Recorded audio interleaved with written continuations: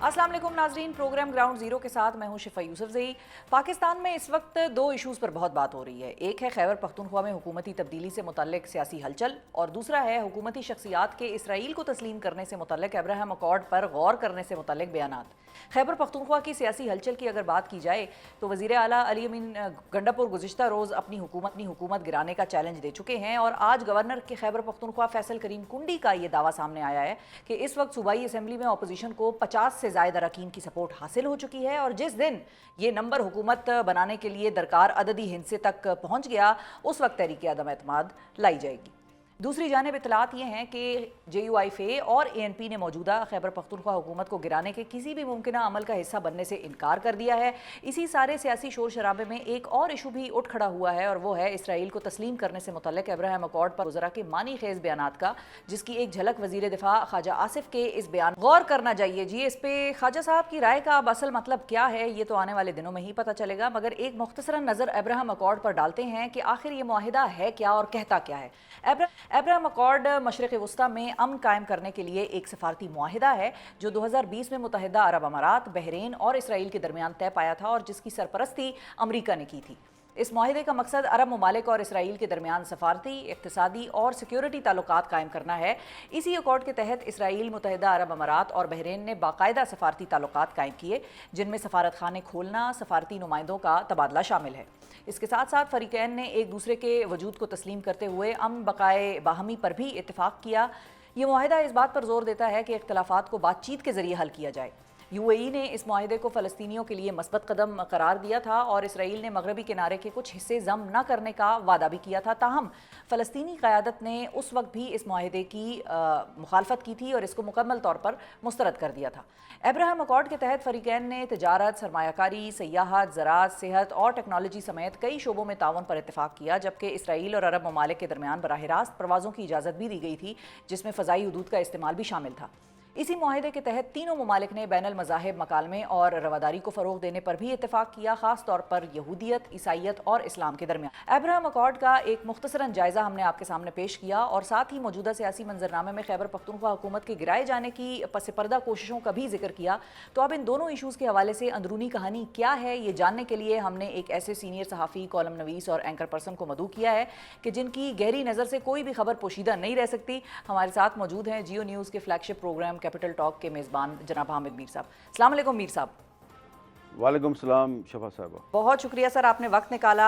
सबसे पहले तो आजकल बड़ी बात हो रही है अब्राहम अकॉर्ड की। मैंने आपकी भी एक दो वीडियोज़ उस हवाले से देखी और वो भी बड़ी ज़बरदस्त थी, लेकिन उस तरफ जाने से पहले ज़रा अंदरूनी सियासत से अगर हम आगाज़ कर सकें आपके साथ कि ये जो सियासी हलचल अब मचने लग गई है या कोशिश हो रही है इस हवाले से, खैबर पख्तूनख्वा की हुकूमत, मखसूस नशिस्तों का फ़ैसला, इसके बाद आपको क्या लग रहा है खैबर पख्तूनख्वा में हुकूमत गिराने की कोई कोशिश बाज़ाब्ता तौर पर हुई है, कोई प्लान का हिस्सा है आपकी खबरों के मुताबिक?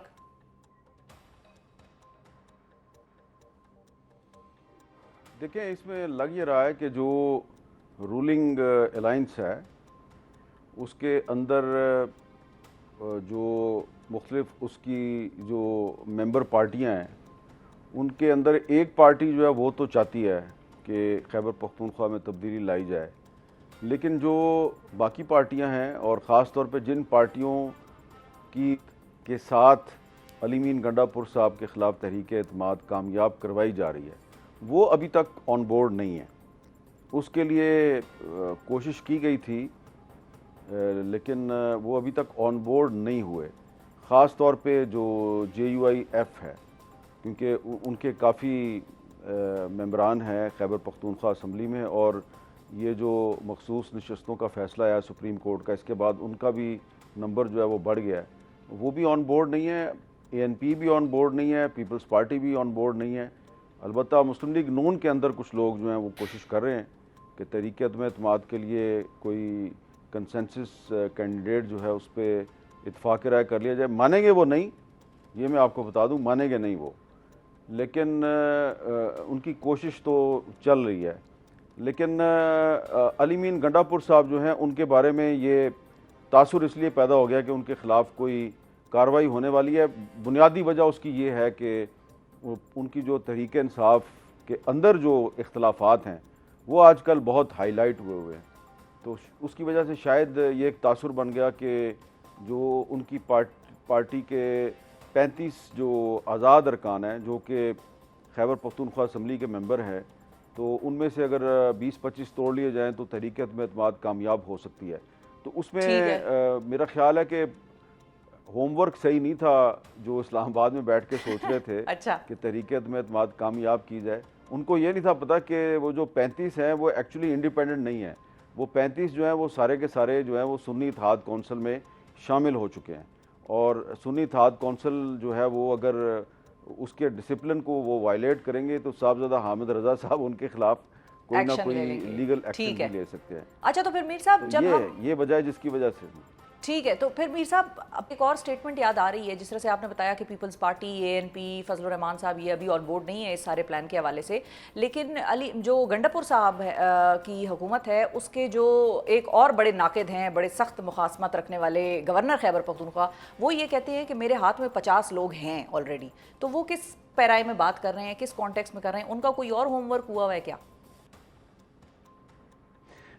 देखिए शफा साहबा, एक बड़ी मैं सीधी सी बात करूँगा। जब तक मोहम्मद अली सैफ अली मीन गंडापुर के साथ है तो गवर्नर खैबर पख्तूनख्वा के हाथ में 50 आदमी हों या 100 आदमी हों, मुझे नहीं लगता कि उनके ख़िलाफ़ तहरीक अदम-ए-एतमाद को कामयाब कराना इतना आसान होगा। क्योंकि अली मीन गंडापुर साहब जो हैं वो ठीक है, वो उनका ताल्लुक़ पीटीआई के साथ है, लेकिन और बहुत सी जगहों पर भी उन्होंने अपने ताल्लुकात ठीक रखे हुए हैं, और उसका सबसे बड़ा सबूत बैरिस्टर मोहम्मद अली सैफ का उनकी हुकूमत का तर्जुमान होना है। बस मैं इतना ही कहूँगा, और गवर्नर साहब को चाहिए कि वो बैरिस्टर मोहम्मद अली सैफ साहब जो हैं पहले उनको तोड़े तो फिर मामला आगे बढ़ेगा। अच्छा, बड़ा ही की पॉइंट आपने हाईलाइट किया। वैसे तो हम समझ सकते हैं कि कोई भी अदम एतमाद पाकिस्तान में किस तरीके से कामयाब होती है, खास मखसूस उसकी सपोर्ट चाहिए होती है, लेकिन बैरिस्टर सैफ के ऊपर आपने खासा एक वो रखा है पॉइंट। अब लोग उनको अपनी पार्टी में भी खासा उस नज़र से देखेंगे, वैसे तो वो एक अलग नज़र से देखते ही हैं उनको, लेकिन अब और ज़्यादा उनकी उठने बैठने पर मज़ीद वो एक होगा उनके ऊपर। अच्छा, ये बताइए मीर साहब कि फजलुर रहमान साहब जो अली अमीन साहब से बड़ी सख्त एक अगर हम इख्तिलाफ कहें या लड़ाई कहें, और अली अमीन साहब भी जब मौलाना के साथ बातचीत भी हो रही थी तो भी अली अमीन साहब की स्टेटमेंट्स उनके खिलाफ आते हुए रुकती नहीं थी, और मौलाना साहब ने हालांकि कुछ दफ़ा रिफ्रेन भी किया, उनके बारे में जवाब भी नहीं दिए, लेकिन अली अमीन साहब ने फिर भी अपने आप को जो है वो रोका नहीं। तो अपने बदतरीन दुश्मन को, सियासी दुश्मन को मौलाना साहब रेस्क्यू कर गए, ये हम कह सकते हैं? नहीं, ये हम बिल्कुल भी नहीं कह सकते। मौलाना साहब जो हैं उनका ये ख्याल है कि अली मीन गंडापुर साहब जो हैं अगर उनको तहरीक अदम-ए-एतमाद के ज़रिए चीफ़ मिनिस्टरशिप से हटाया गया तो वो एक सियासी शहीद बन जाएंगे, वो मज़लूम बन जाएंगे। तो इस वक्त उनका ये ख्याल है कि अली मीन गंडापुर साहब जो हैं वो न सिर्फ ये कि सूबे में बड़े अनपॉपुलर हैं, बल्कि within the ranks of Pakistan Tehreek Insaf वो बहुत ज़्यादा अनपॉपुलर हैं, वोटर भी उनसे खुश नहीं है। और ये उनके ख्याल में एक सुनहरी मौका है कि अगर इनको कंटिन्यू करवाया जाए अली मीन गंडापुर साहब को, और एक ऐसे मौके पर कंटिन्यू करवाया जाए जबकि जो इमरान खान साहब के बहुत से जो करीबी लोग हैं वो भी अली मीन गंडापुर से खुश नहीं हैं, तो उसके बावजूद अगर वो कंटिन्यू करते हैं तो इससे खैबर पख्तूनख्वा सूबे में तहरीक इंसाफ की अनपॉपुलरिटी में इजाफा होगा, और अली मीन गंडापुर साहब जो हैं उनके जो सियासी मुखालफीन हैं उनको फ़ायदा होगा। तो मौलाना फजलुर रहमान साहब की नज़र जो है वो अगले इलेक्शन पे है, और अगले इलेक्शन में कामयाबी के लिए वो समझते हैं कि बहुत ज़रूरी है कि Ali Amin Gandapur must continue as chief minister. बिल्कुल सही है। हालांकि इसी किस्म की बात मियां नवाज शरीफ साहब भी 2022 में किया करते थे मीर साहब, आपको याद होगा कि वो भी ये कहते थे कि इमरान खान की हुकूमत मत गिराओ, ये अपने वजन के तहत खुद अब गिर जाएंगे, ये अनपॉपुलर हो रहे हैं, इनको मजीद अनपॉपुलर होने दो। ये नवाज शरीफ साहब की राय नहीं थी, ये अच्छा। पीपल्स पार्टी की भी राय थी, ये बहुत से लोगों की राय थी। और क्योंकि आपको याद है ना कि जिस ज़माने में ये तहरीक अदम-ए-एतमाद का खेल शुरू हुआ था ये 2021 था, तो मेरे पर उन दिनों में पाबंदी थी। जी। मेरे पास काफ़ी फालतू टाइम होता था, तो मैं इस्लामाबाद में हर उस जगह पे पहुंच जाता था जहाँ पे अच्छा। कोई इस तरह की साजिश हो रही होती थी, और रात को लेट नाइट तक मैं उनके साथ बैठता था। तो ऐसी ही एक महफिल थी जिसमें कि शहबाज शरीफ साहब थे, बिलावल साहब थे, और इसके अलावा JUI के कुछ लोग थे, और मैं आपको ये भी बता देता हूँ कि उस वक्त शेख रुहेल असगर साहब जो हैं वो मुस्लिम लीग नून के एमएनए थे, तो उन्होंने एक खाने पे बुलाया हुआ था सबको, वहाँ पे उन्होंने मुझे भी बुला लिया। अच्छा। तो अब वो एमएनए नहीं है, तो वहाँ पर मैंने इन सब से पूछा था, ये मैंने खुद पूछा था शहबाज शरीफ साहब से, बिलावल साहब से और गफूर हैदरी साहब थे वहाँ पे। मैंने इन तीनों से पूछा था कि आप इकट्ठे हैं सारे, और भी लोगों को आप ला रहे हैं, तो आप ये नहीं समझते कि अगर आप इमरान खान को तहरीक अदम एतमाद के ज़रिए हटाएंगे तो वो इस वक्त बहुत अनपॉपुलर है, तो वो एक हीरो बन जाएगा। तो इन सब का ये ख्याल था कि उन्होंने मुल्क तबाह कर दिया है, मुल्क बचाने के लिए इमरान खान को हटाना बड़ा ज़रूरी है। तो मैंने उनसे कहा कि देखें, बात यह है कि इतना तो मैं भी बेवकूफ़ नहीं हूँ, मुझे भी पता है कि जो जनरल बाजवा साहब हैं वो एक्सटेंशन लेना चाहते हैं एक और, तो एक और एक्सटेंशन लेना चाहते हैं, तो इसके लिए वो थोड़ा प्रेशराइज़ कर रहे हैं इमरान खान को, तो इसके लिए वो आपको इस्तेमाल कर रहे हैं। तो अगर आप लोग इस्तेमाल हो रहे हैं तो आपको लगता है कि इमरान खान साहब जो हैं वो इस तरीके से जनरल बाजवा साहब को एक्सटेंशन देने के बाद वो आपकी बात सुनेंगे? तो ये आए बाएँ शाएँ कर रहे थे सारे।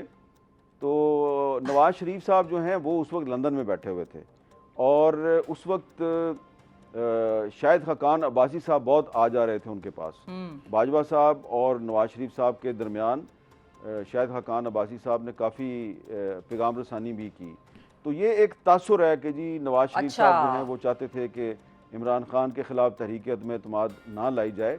जो तहरीक अदम एतमाद आई थी वो नवाज शरीफ साहब की कंसेंट से आई थी, उनकी मर्ज़ी से आई थी, और उसके बाद फिर जब तहरीक अदम एतमाद टेबल हो गई, उसके बाद बाजवा साहब ने और जनरल फैज़ साहब ने कोशिश की कि ये वापस हो जाए, और ये सारे जो हैं इनको बुलाकर बाजवा साहब ने कहा इसको वापस करो। वहाँ पर जो बलूचिस्तान के कुछ रहनुमा थे वो डट गए थे, उसमें खालिद मक्सी साहब थे, उसमें अख्तर मैंगल साहब थे, और एक और बलूचिस्तान के रहनुमा थे। 3-4 जो बलोच रहनुमा थे ये डट गए थे। तो ये तासुर बिल्कुल गलत है कि जी नवाज शरीफ साहब जो हैं वो तहरीक अदम एतमाद के लेकिन मीर साहब यही दोनों हजरात फिर पीडीएम हुकूमत का भी हिस्सा बने थे, अगर उस वक्त वो डट भी गए थे कि हम नहीं इसका वो बनते पार्ट। आप अख्तर मैंगल साहब की बात कर रहे हैं और खालिद मक्सी साहब की बात कर रहे हैं? जी जी हाँ, ये बिल्कुल बने।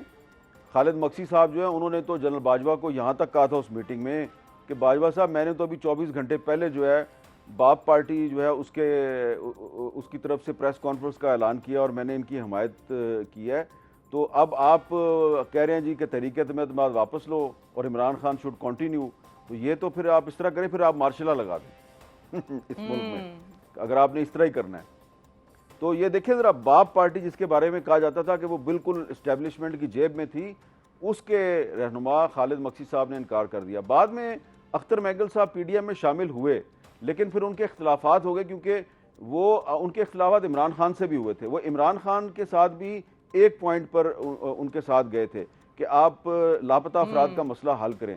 जब वो मसला हल नहीं हुआ, उन्होंने उनका साथ छोड़ दिया।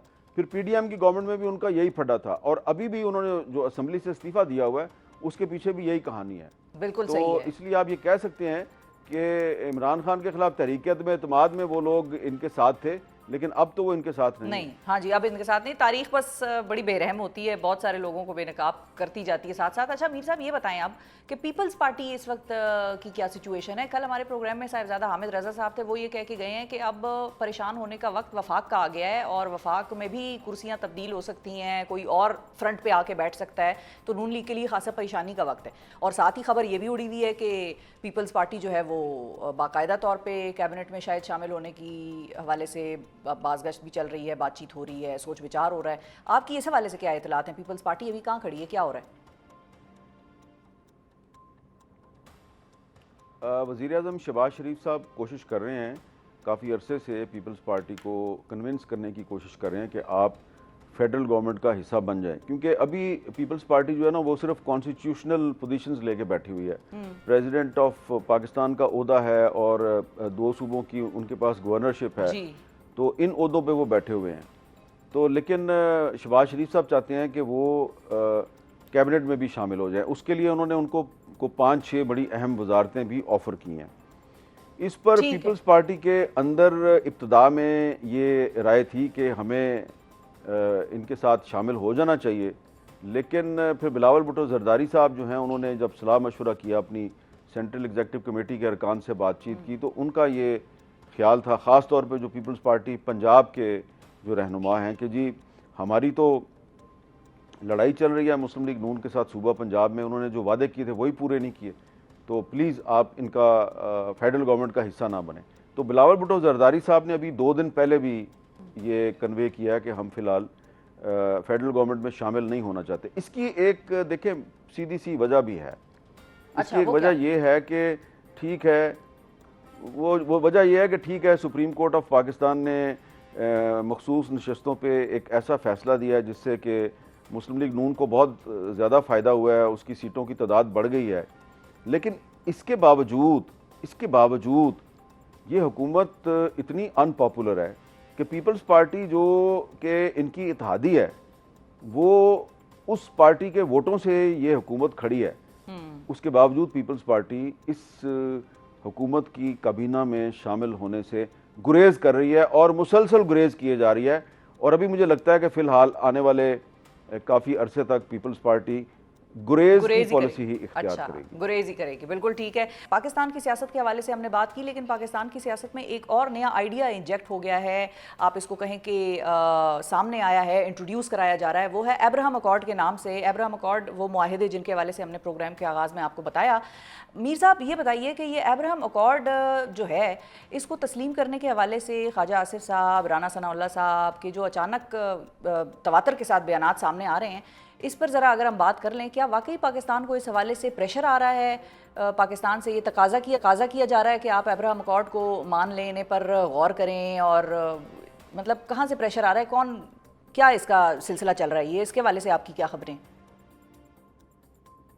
देखिए, ये अब्राहम अकॉर्ड जो है ना, ये उस वक्त ये बात शुरू हुई थी जब ट्रंप साहब का पहला दौरे सदारत था, जब पहली दफ़ा वो अमेरिका के सदर थे। तो उस ज़माने में ये बातचीत शुरू हुई थी। बज़ाहिर इसका मकसद तो ये है ना कि जो मुख्तलिफ मुस्लिम ममालिक हैं वो इसराइल को बतौर एक ममलकत के तस्लीम कर लें, उसके साथ सफारती ताल्लुकात कायम कर लें। असल मकसद तो ये है जी। तो ये ट्रंप साहब के पहले दौर में ये प्रेशर उस वक्त भी पाकिस्तान पे आया था, मैं उसका आई विटनेस हूँ।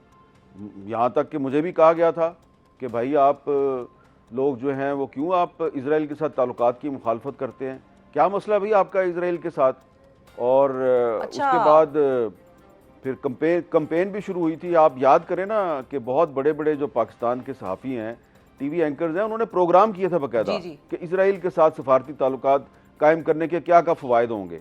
और एक मीटिंग मुझे याद है जो वज़ीर आज़म सेक्रेटेरिएट में हुई, और उस मीटिंग में कोई 10-15 जो टीवी एंकर्स हैं उनको बाकायदा घेर कर वहाँ ले जाया गया। मैं भी था, याद है। और मीर साहब आपका एक स्टांस भी था, बिल्कुल आपका एक स्टांस भी था, बड़ी स्ट्रॉन्ग पोजीशन थी जो आपने उस वक्त ली थी। और आपने ये भी बताया था, अपने प्रोग्राम्स में भी जिक्र किया था, कॉलम्स में भी लिखा था कि उस वक्त की हुकूमत जो खान एडमिनिस्ट्रेशन थी उस पर भी प्रेशर आया था और खान साहब ने इनकार किया था। ये भी खबर आपकी थी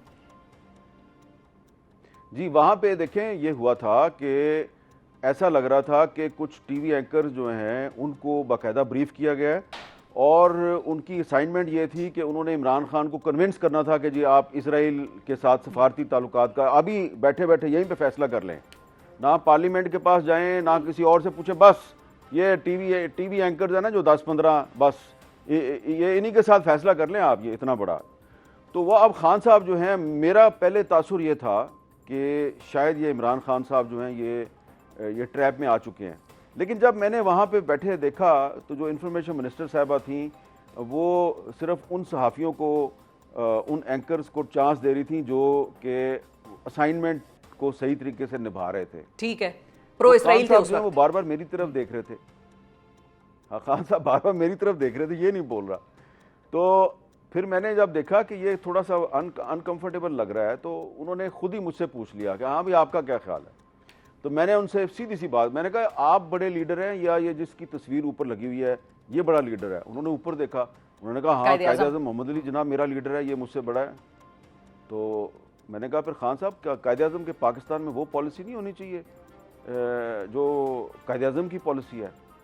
तो खान साहब ने इस तरह हाथ पे हाथ मारा, उन्होंने कहा बस डन हो गया, जो कायद-ए-आज़म की पॉलिसी है इसराइल के बारे में, वही पॉलिसी चलेगी पाकिस्तान में। अच्छा जी, उसके बाद मीटिंग फ़ौरन चंद मिनट के अंदर अंदर जो है उसको ख़त्म कर दिया गया। और जब मैं वज़ीर-ए-आज़म सेक्रेटेरिएट से बाहर निकला, गाड़ी में मैं दफ्तर की तरफ आ रहा था, मुझे फ़ोन आने शुरू हो गए बड़े ताकतवर लोगों के। उन्होंने कहा, ये क्या किया आपने? ये आपने प्राइम मिनिस्टर को ये क्या कहने की ज़रूरत थी कि कायद-ए-आज़म की पॉलिसी चलेगी? कोई टिकर नहीं चलेगा, कोई खबर नहीं चलेगी, बस बता दिया आपको। अच्छा। अब आप बताएं कि हामिद मीर साहब जो हैं, उनका कसूर ये था कि उन्होंने वज़ीर-ए-आज़म पाकिस्तान को ये बताया कि बानी पाकिस्तान की इजराइल के बारे में क्या पॉलिसी है। तो अब वो 2019 था, 2020 था, वो बात अब ख़त्म हो गई है। अब 2025 में आपने मुझे सवाल किया है अब्राहम एकॉर्ड के बारे में। बिल्कुल, अब मैं यही पूछना चाह रही हूँ इस सारी कहानी को सुनने के बाद, और ये जो वाकया आपने सुनाया हमारे नाजरीन के लिए, इसके बाद अब मीर साहब से मेरा ये सवाल है कि अब हाथ पे हाथ मार के कौन कहेगा कि भाई डन हो गया और जो कायदे आज़म की पॉलिसी है वही पाकिस्तान की पॉलिसी होगी 2025 में भी, या आपके तज्जिए और आपकी जो दूरंदेशी आपको बता रही है वो ये है कि 2025 में शायद वो पॉलिसी तब्दील होने लग रही है या होने जा रही है? ये अब सवाल बनता है। मेरा ख्याल है कि इतना आसान नहीं है। शहबाज शरीफ साहब और इसहाक डार साहब जो हैं, वो इतनी आसानी से अब्राहम एकॉर्ड जो है उसमें शामिल नहीं हो सकते। और जितना मैं जानता हूँ पाकिस्तान के अवाम को, कि पाकिस्तान के अवाम बहुत से मामलात पे जो है वो घरों में बैठे रहते हैं। वो कहते हैं अच्छा पेट्रोल महंगा हो गया, चलो कोई बात नहीं यार, अच्छा गैस भी महंगी हो गई है, ओहो हो, हर चीज़ ही महंगी हो गई है, तो कोई बात नहीं, बाहर निकलने का क्या फ़ायदा है। लेकिन ये कुछ 2-3 मामलात ऐसे हैं, एक कश्मीर है और एक फ़लस्तीन है, ये आपकी केमिस्ट्री में शामिल हैं। देखें, ये जो अब्राहम एकॉर्ड है ना, इसके हवाले से एक मैं बड़ी ही इम्पॉर्टेंट हिस्टोरिकल चीज़ आपको बताना चाहता हूँ जी। पाकिस्तान का ख्वाब देखा था अल्लामा इकबाल ने। अल्लामा इकबाल ने मुसलमानों को वाज़े तौर पे नसीहत की हुई है। जब वो एक फ़लस्तीन कॉन्फ्रेंस में शिरकत के लिए मस्जिद अक्सा में गए और फिर वहाँ से वापस आए, तो उन्होंने एक बात कही थी। उन्होंने कहा था कि ये जो अरब ममालिक के बादशाह हैं ना, फ़लस्तीन के मसले पे कभी भी इनकी विजडम पर और इनकी पॉलिसी पर एतमाद ना करना, कभी। ये बात उन्होंने लेट 30s में कही थी। कायद-ए-आज़म ने तो बहुत बाद में बात की ना, अल्लामा इकबाल ने ये लेट 30s में बात की थी कि कभी भी इन पर एतमाद नहीं करना। अरब ममालिक के जो बादशाह हैं, इनकी फ़लस्तीन के बारे में पॉलिसी पे कभी एतमाद ना करना। और फिर जब यूनाइटेड नेशंस की रेजोल्यूशन के तहत जब इजराइल कायम हो गया 1947 में, तो उसके बाद कुछ अरसे के बाद इजराइल के जो प्राइम मिनिस्टर थे, उन्होंने कायद-ए-आज़म को लेटर लिखा कि आप हमें तस्लीम कर लें जी। कायद-ए-आज़म ने मुनासिब नहीं समझा कि इजराइल के प्राइम मिनिस्टर को जवाब दिया जाए। उन्होंने कहा कि जो तुम्हारा जो असल सरपरस्ती आला है ना, मैं उसको जवाब देता हूँ। तो उन्होंने कायद-ए-आज़म ने दिसंबर 1947 में लेटर लिखा अमेरिकन प्रेसिडेंट ट्रूमैन को, और ये लेटर आज भी यूएस स्टेट डिपार्टमेंट की जो आर्काइव्स हैं उसमें आज भी मौजूद है, आप निकाल के डाउनलोड करके पढ़ सकती हैं। कायद-ए-आज़म ने कहा था कि ये यूनाइटेड नेशंस की जनरल असम्बली की रेजोल्यूशन 181 के तहत जो डिवीज़न ऑफ पैलेस्टाइन की गई है और इसराइल कायम किया गया है, ये गलत हुआ है। इससे कोई मशरिक़ वस्ता में अमन कायम नहीं होगा और हम इसको तस्लीम नहीं करते, और इससे यहूदियों को भी कोई फ़ायदा नहीं होगा। तो अब जब अल्लामा इकबाल और कायद-ए-आज़म जिन्होंने ये मुल्क बनाया है, उनकी पॉलिसी जो है वो आपके सामने है। जितने मर्जी अरब ममालिक इसराइल को तस्लीम कर लें, जितने मर्जी अफ्रीका के मुस्लिम ममालिक इसराइल को तस्लीम कर लें, अगर अल्लामा इकबाल और कायद-ए-आज़म ने कह दिया कि इजराइल को तस्लीम नहीं करना, तो फिर जो भी पाकिस्तान का हुक्मरान जो है वो ये काम करेगा, खुदा न ख्वास्ता, तो वो फिर अल्लामा इकबाल और कायद-ए-आज़म के साथ गद्दारी करेगा। बहुत शुक्रिया अदा करेंगे हामिद मीर साहब। नाज़रीन, हमारे साथ के पाकिस्तान की सियासत इस वक्त क्या हो रहा है, क्या हलचल मचती नज़र आ रही है या नहीं आ रही है, इसका भी बड़ा वाज़े तौर पर हमें इतलात और जो हरकत और सकनात हुकूमतों की लग रही हैं, नज़र आ रही हैं, वो मीर साहब ने बताई। और साथ ही अब्राहम एकॉर्ड का भी जितना कच्चा चिट्ठा था वो सारा खोल के बयान कर दिया है। उन वज़रा को भी ये प्रोग्राम देखना चाहिए। मीर साहब ने जो बातें की हैं, जिनको कि शायद मालूम नहीं है, मीर साहब हैज़ ऑल्सो सेड कि शायद उनको नहीं पता कि कायद-ए-आज़म या अल्लामा इकबाल की रहमतुल्लाह अलैह की क्या पॉलिसी रही है, क्या उनके बयानात और फरमुदात रहे हैं अब्राहम एकॉर्ड और इसराइल के हवाले से। सो अब्राहम एकॉर्ड तो खैर बाद में हुआ, लेकिन इसराइल के हवाले से जो उनकी फरमुदात रहे हैं। अब इसी के साथ नाज़रीन मुझे वक्फा वक्फा लेना है, वक्फे के बाद वापस आएंगे तो ज़रा हुकूमती नुमाइंदे से ये बात जानेंगे कि ये अचानक से अब्राहम अकॉर्ड, इसराइल और ईरान और सऊदी अरब के साथ मिलकर अब्राहम अकॉर्ड में शामिल होना, ये कैसे ख्याल आया, क्यों याद आ गया अचानक हुकूमत को, जब अपने इतने चैलेंजेस पड़े हैं तो इसराइल की तरफ हमने क्यों देखना। ये सारी बात हम पूछेंगे हुकूमती नुमाइंदे से। आज दोबारा से एक मरतबा प्रोग्राम में आपको खुशामदीद कहते हैं। खैबर पख्तूनख्वा की हुकूमत गिराने का या वोट ऑफ नो कॉन्फिडेंस वहाँ पर लाने की बातचीत हो या फिर अब्राहम अकॉर्ड की बात हो, ये हो क्या रहा है इस वक्त, हमारी डायरेक्शन क्या है। बजट तो चलें जैसे तैसे था, बड़ा मुश्किल मरहला था, पास तो हो गया और हुकूमतें पास कर ही लेती हैं चाहे जैसा भी हो, लेकिन अब इन दो महाजों पर हुकूमत क्या कर रही है, प्लानिंग क्या है गवर्नमेंट की, इस पर हम बात करेंगे। हमारे साथ मौजूद हैं वफाकी वजीर बराए पार्लिमानी उमूर डॉक्टर तारिक फजल चौधरी साहब। अस्सलाम वालेकुम डॉक्टर साहब। जी वालेकुम सलाम। बहुत शुक्रिया सर, आपने वक्त निकाला। सबसे पहले तो ये बताइए कि क्या हो रहा है सर खैबर पख्तूनख्वा में, आपस की बात है? कोई ऐसा नया नहीं होने जा रहा, जो कुछ चल रहा है वही चल रहा है। और हाँ, ये होने जा रहा है कि इंशाल्लाह दहशतगर्दी में कमी वाक़या हो रही है। सिक्योरिटी फोर्सेस जो हैं जिस तरह अपना काम कर रही हैं, हम उस खत्ते को भी पाकिस्तान का एक पुरअमन तरीन खत्ता बनाने जा रहे हैं और उससे इंशाल्लाह वहाँ इन्वेस्टमेंट आएगी, तरक्की आएगी, आवाम खुशहाल होगी। वो सूबा जो है माइंस एंड मिनरल्स में बड़ा माशाल्लाह अपनी एक मदनियात रखता है, वो आवाम की फलाह बहबूद के लिए वो चीज़ें इस्तेमाल होंगी। So things are getting towards the better ये साइड। सारे जो आपने फैक्टर्स बताए ना कि इस पे गवर्नमेंट काम कर रही है, इस पे जो खैबर पख्तूनख्वा की हुकूमत है करंट जो है इस वक्त, कब बदल जाए हमें क्या पता, लेकिन जो करंट हुकूमत है वो इन्हीं बातों का इल्ज़ाम दे रही है वफाकी हुकूमत पे कि इन्हीं चीज़ों की वजह से आप लोगों ने वहाँ पर वोट ऑफ नो कॉन्फिडेंस कराना है, गवर्नमेंट तब्दील करानी है और इन चीज़ों को हमवार बनाना है। देखिए, पहली बात तो ये है कि जितनी चीज़ें मैंने आपके सामने रखी हैं, इसमें से कौन सी ऐसी चीज़ है जो सूबे के ख़िलाफ़ है? सूबे के अवाम के हक़ में है ना, वहाँ पे अमन आए, खुशहाली आए, तरक्की आए, अवाम खुशहाल हों, दहशतगर्दी का ख़ात्मा हो, ये सूबे के हक़ में है। किसी भी सूबे के लिए इक़दाम उठाए जाएंगे उस सूबे के हक़ में होंगे।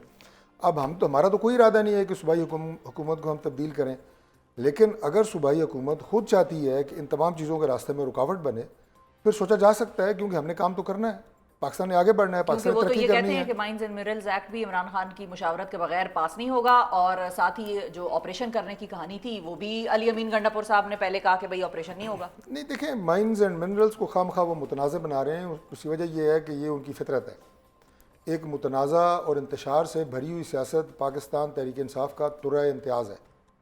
नहीं, वो हुकूमत करते तो ही पास है। करने जा रही थी, ये तो वर्कर ने शोर मचाया कि भाई ये पास कर रहे हैं तो फिर हुकूमत मैं कह रहा हूँ को ये उधर भी सूबे डर का खौफ। मामला है ना, देखें वो करें या ना करें ये उनका मामला है। अब ये इस्लामाबाद है, अब इस्लामाबाद में जिस तरह तरक्की हो रही है, इंफ्रास्ट्रक्चर बन रहे हैं, यहाँ पे सड़कें हैं, इंटरचेंजेस हैं, रूरल एरिया में डेवलपमेंट के लिए जो हम काम कर रहे हैं या रिफॉर्म्स लेके आ रहे हैं, अब इसमें CDA वो पैसा लगा रहा है, फेडरल गवर्नमेंट अगर कोई PSDP में से देती है वो पैसा लगा रही है।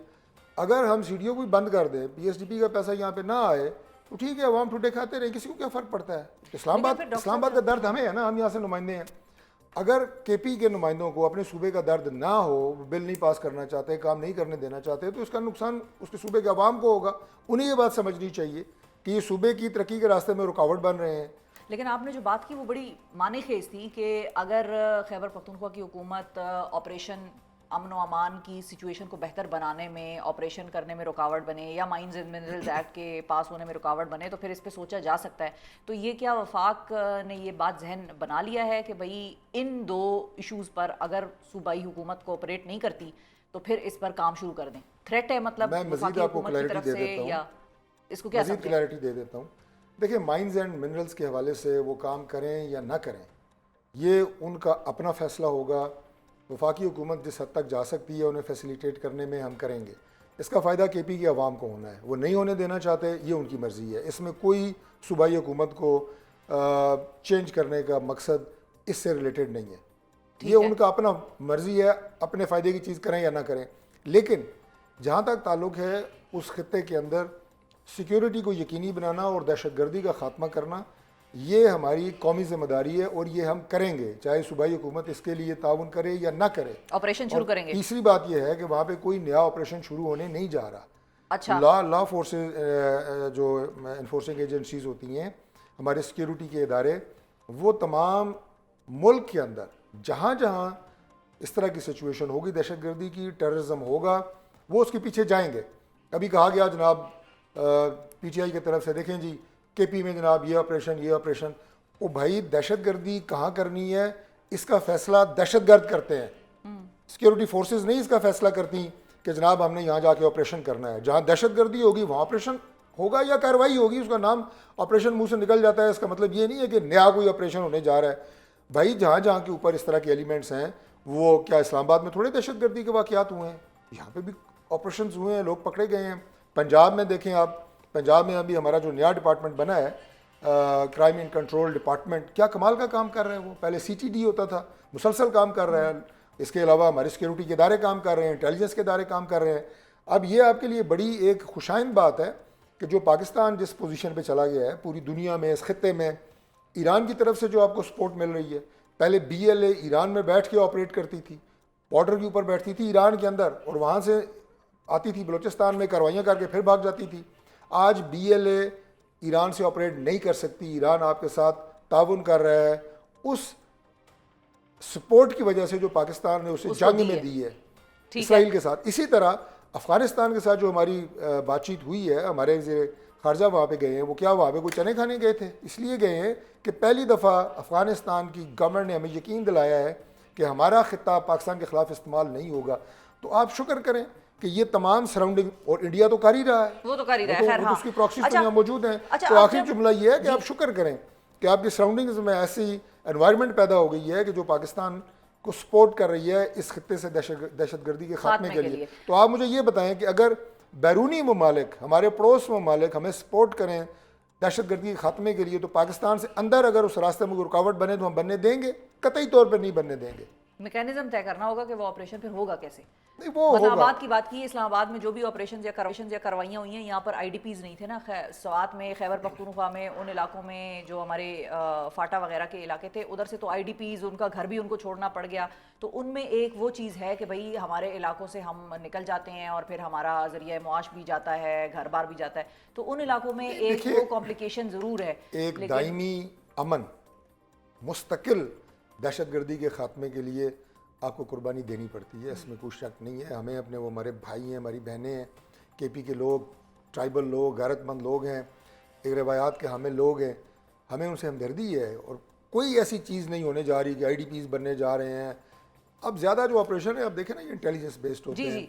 अब ये जो आपकी पाकिस्तान इंडिया जंग हुई है, इसमें क्या कोई टैंक इस्तेमाल हुए हैं? नहीं हुए ना।